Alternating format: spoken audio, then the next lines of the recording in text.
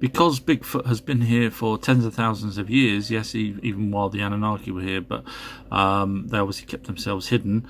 The Indian tribes, the various Indian tribes over that amount of time, all have spoken about Bigfoot. They called him different names in different areas that they were in, different tribes.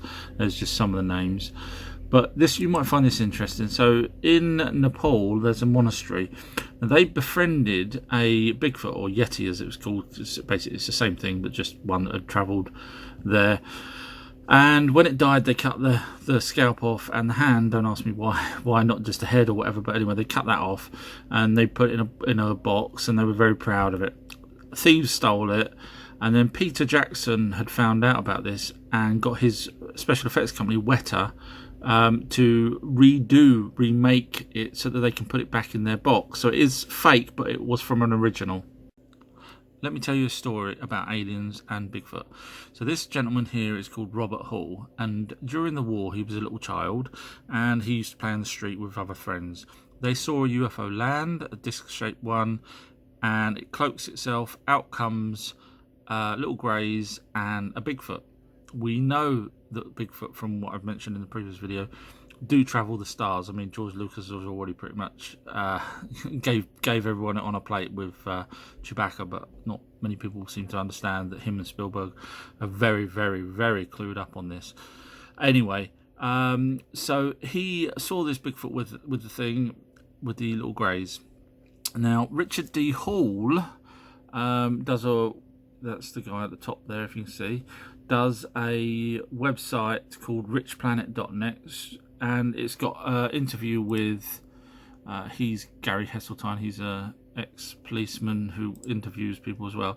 But there's Robert Hall, who was interviewed by Richard D. Hall on richplanet.net, and he explains the whole procedure of what actually happened. In fact, even to a point of where a policeman got involved, and because the little grey was chasing him as a child, a policeman stepped in, whacked the little grey so hard that it actually killed it, and they had to put it in a basement until the very next day when more different police turned up to take the body away. Fascinating story. Now this is where you may have heard the word little green men. Now this guy's accent in the UK is very, very strong. I think he's in a place called Gateshead.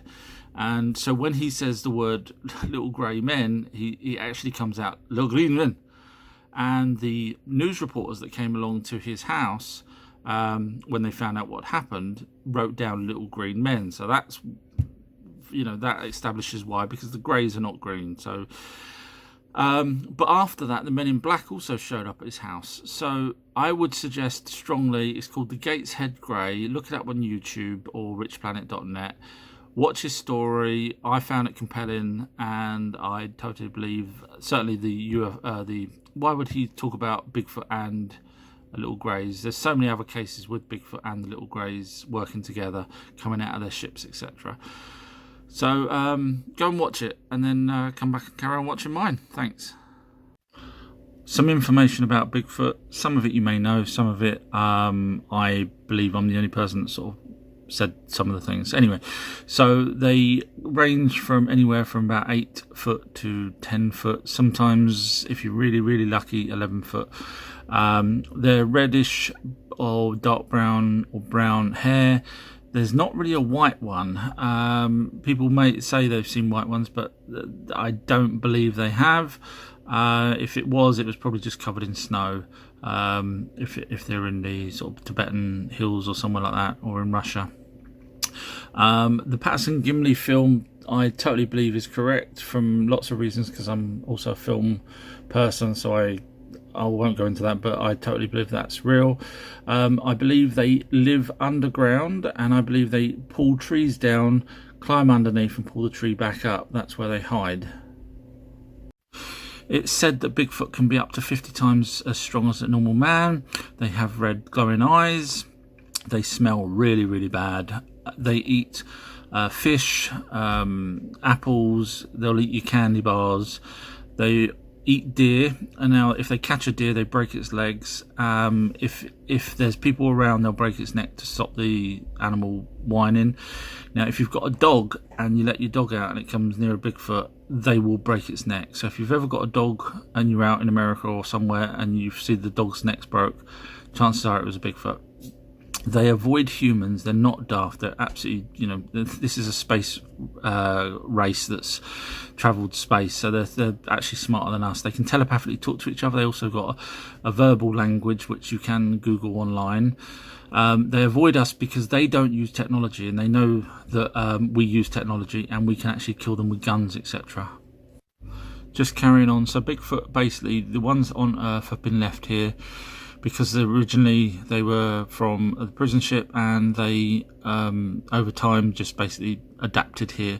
So the other ones that fly around in UFOs do not bother with picking these ones up. However, sometimes people see the ones that are from a ship and they see them disappear, and they say, oh well, all Bigfoots can do that. No, it's because obviously those ones are still in communication with ships. The ones that's here are not. Quick story then. There was a guy that was fishing out in America, and he caught some fish, and he saw Bigfoot behind him. He thought, oh no, what do I do? He had 2 fish. He passed the fish to the Bigfoot, and the Bigfoot took them and took 1 fish off of him and handed it back to the fisherman, and then the Bigfoot walked off. They don't want confrontation. They will fight, but they don't want confrontation.